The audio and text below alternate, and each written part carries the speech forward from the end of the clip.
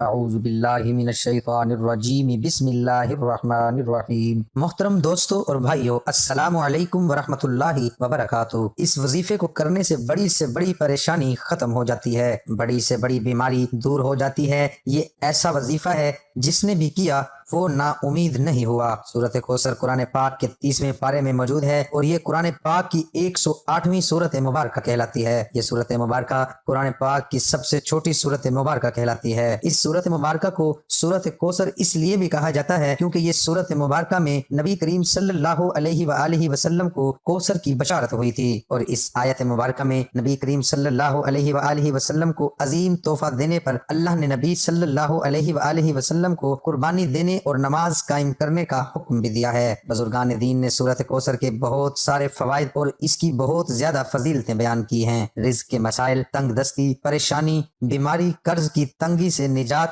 اور سب چیزوں سے نکلنے کے لیے سورۃ کوثر بہت زیادہ مفید جانی جاتی ہے۔ پیارے بھائیوں اور بہنوں، آج کی اس ویڈیو میں ہم آپ کی خدمت میں سورۃ کوثر کا ایک بڑا ہی خاص، مجرب، عظیم، آزمودہ اور پاورفل وظیفہ لے کر حاضر ہوئے ہیں۔ میں یہ سمجھتا ہوں کہ یہ سورۃ کوثر کا وظیفہ بہت ہی زیادہ خاص ہے۔ اس وظیفے کو آپ کسی بھی حاجت کے لیے کر سکتے ہیں، اور آج تک جتنے بھی بہن بھائیوں نے اس عمل کو کیا، اس وظیفے کو کیا، ان کی بڑی سے بڑی، سخت سے سخت حاجت بھی اللہ تبارک و تعالی نے اپنے کرم و فضل سے پوری فرمائی۔ پیارے بھائیوں اور بہنوں، آج کا وظیفہ جو کہ سورۃ کوثر کا وظیفہ ہے، آپ نے کیسے کرنا ہے اور اس وظیفے کو آپ نے کس وقت کرنا ہے، یہ سب جاننے کے لیے آپ سے گزارش ہے کہ آج کی اس ویڈیو کو آخر تک دیکھیں۔ پیارے بھائیوں اور بہنوں، ہماری اول دن سے یہی کوشش رہی ہے کہ ہمارے چاہنے والے، ہمارے سننے والے 5 وقت کے نمازی بن جائیں، اور اس کے ساتھ اگر ان کی زندگی میں کوئی بھی مسائل ہیں، پریشانیاں ہیں، رزق کی تنگی ہیں، تو وہ ہمارے ان وظائف کی مدد سے ان پریشانیوں سے نکل جائیں۔ اور اس کے ساتھ ہم آپ کو 5 وقت نماز پڑھنے کی تلقین بھی کرتے ہیں، کیونکہ کوئی بھی وظیفہ، کوئی بھی عمل اس وقت تک پورا نہیں ہو سکتا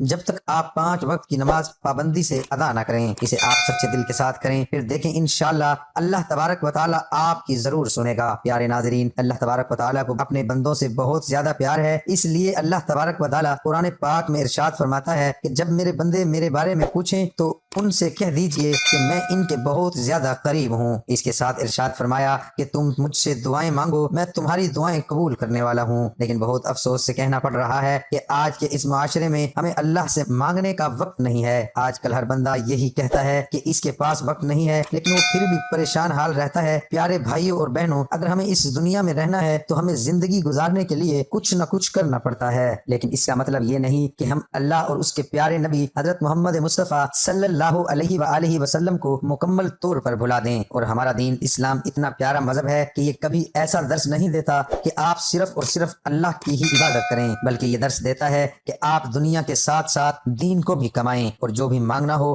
صرف اور صرف اللہ کی ذات سے مانگیں۔ اسی لیے پیارے بھائیوں اور بہنوں، آج جو سورہ کوثر کا وظیفہ بتایا جائے گا، آپ نے اس عمل کو سچے دل کے ساتھ کرنا ہے، اور وظیفے کو کمپلیٹ کرنے کے بعد آپ کو جیسا بتایا جائے گا اس طریقے سے آپ نے اللہ پاک کے حضور سچے دل کے ساتھ دعا مانگنی ہے، اور اپنا مسئلہ، اپنی حاجت، اپنی تنگ دستی، اپنی پریشانی اللہ کی بارگاہ میں پیش کرنی ہے۔ پھر دیکھیں کہ اللہ آپ کی کیسے سنتا ہے۔ پیارے بھائی اور بہنوں، وظیفے کی جانب چلنے سے پہلے آپ کو سورہ کوثر کے چند شان و نزول بتا دیتا ہوں۔ عاص بن وائل جو کہ مشرکین کے سرداروں میں سے تھا، اس نے ایک مرتبہ مسجد سے نکلتے وقت نبی کریم صلی اللہ علیہ وآلہ وسلم سے ملاقات کی۔ وہ کافی دیر تک نبی کریم صلی اللہ علیہ وآلہ وسلم سے باتیں کرنے لگا، اور دور بیٹھا قریش کا ایک گروہ یہ سب ماجرا دیکھ رہا تھا۔ قریش کے گروہ نے عاص بن وائل سے پوچھا کہ تو نبی کریم صلی اللہ علیہ وآلہ وسلم سے کیا باتیں کر رہا تھا؟ تو اس عاص بن وائل نے جواب دیا کہ میں اس ابتر شخص سے باتیں کر رہا تھا جس نے ابتر کا لفظ اس لیے استعمال کیا کیونکہ نبی کریم صلی اللہ علیہ وآلہ وسلم کے فرزند عبداللہ دنیا سے رخصت ہو چکے تھے، اور عرب معاشرے میں یہ دستور تھا کہ جس کے خاک کوئی نار اولاد نہ ہو، یعنی کوئی بیٹا نہ ہو،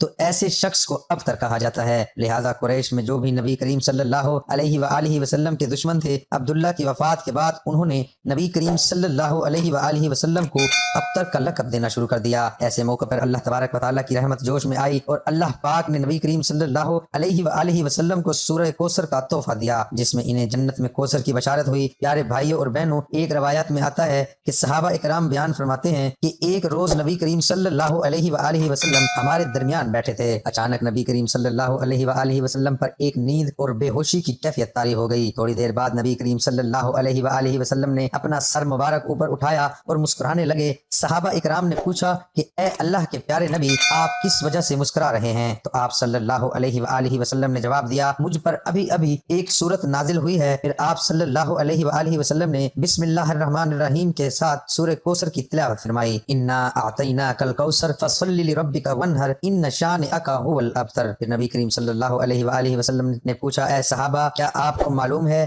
کہ یہ کوثر کیا چیز ہے؟ صحابہ کرام نے جواب دیا، اللہ اور اس کے رسول بہتر جانتے ہیں۔ آپ صلی اللہ علیہ وآلہ وسلم نے فرمایا کہ یہ جنت میں ایک نہر ہے جس کا اللہ تبارک و تعالیٰ نے مجھ سے وعدہ فرمایا ہے، اور یہ ایک حوض ہے جس میں میری امت قیامت کے دن پانی پینے کے لیے آئے گی۔ اس نہر کے قریب پانی پینے والے برتن ستاروں کی مانند ہوں گے۔ پیارے ناظرین، یہ صورت مبارکہ بہت ہی زیادہ برکت اور فضیلت والی صورت مبارکہ ہے۔ اس صورت مبارکہ کی شان و نزول کے بارے میں بتانا اس لیے بھی بہت اہم تھا کہ جب آپ یہ وظیفہ کرنے کے لیے بیٹھیں تو آپ کو اس کا شان و نزول اور اس کی اہمیت اور اس کے فضائل کے بارے میں بخوبی آگاہ ہوں۔ پیارے ناظرین، اپنے عمل کی جانب چلتے ہیں کہ آپ نے سورہ کوثر کا وظیفہ کیسے کرنا ہے۔ یاد رہے کہ رات کو سونے سے پہلے یا عشاء کی نماز ادا کرنے کے بعد اس عمل کو کر لینا ہے۔ یاد رہے کہ سب سے پہلے آپ نے 2 رکعت نماز صلاۃ الحاجات ادا کرنی ہے۔ ان 2 رکعتوں میں آپ نے سورہ فاتحہ کے بعد 11 مرتبہ سورہ کوثر اور 11 مرتبہ سورہ اخلاص پڑھنی ہے۔ اس نماز کو مکمل کرنے کے بعد آپ اپنی جگہ پر بیٹھے رہیں، یعنی جائے نماز پر بیٹھے بیٹھے 129 مرتبہ آپ نے سورہ کوثر کی تلاوت کرنی ہے۔ بسم اللہ الرحمن الرحیم 129 مرتبہ سورہ کوثر پڑھنے کے بعد آپ نے اپنی آنکھیں بند کر لینی ہیں۔ آنکھیں بند کر کے آپ نے اللہ تبارک و تعالیٰ کی کچھ دیر تک حمد و ثنا بیان کرنی ہے، اللہ تبارک و تعالیٰ کی بڑائی بیان کرنی ہے، اور یہ اپنے آپ کو باور کروانا ہے کہ اللہ کی ذات کتنی زیادہ عظیم ہے۔ اس کی بارگاہ میں ندامت کے چند آنسو بھی لازمی بہانے ہیں۔ اگر آپ کو رونا نہیں آ رہا تو کم از کم رونے والا منہ لازمی بنائیں، لیکن آپ جو بھی عمل کریں وہ سچے دل کے ساتھ کریں۔ آپ کی پوری کوشش ہونی چاہیے کہ اللہ آپ سے راضی ہو جائے۔ پیارے ناظرین، یقین جانیے کہ جب اللہ کی ذات بندے سے راضی ہو جاتی ہے تو پھر دنیا کی کوئی بھی طاقت اس بندے کا کچھ نہیں بگاڑ سکتی۔ لہٰذا ہمیشہ اللہ سے مانگنے کا اپنا یقین بنا لیں، اللہ تبارک و تعالیٰ آپ کو کبھی محتاج نہیں کرے گا۔ انشاءاللہ اس عمل کی برکت سے آپ کی جو بھی جائز حاجت ہوگی وہ اللہ تبارک و تعالیٰ اپنے کرم و فضل سے پورا فرما دے گا۔ دعا ہے اللہ پاک میرا سنانا قبول اور منظور فرمائے، آمین۔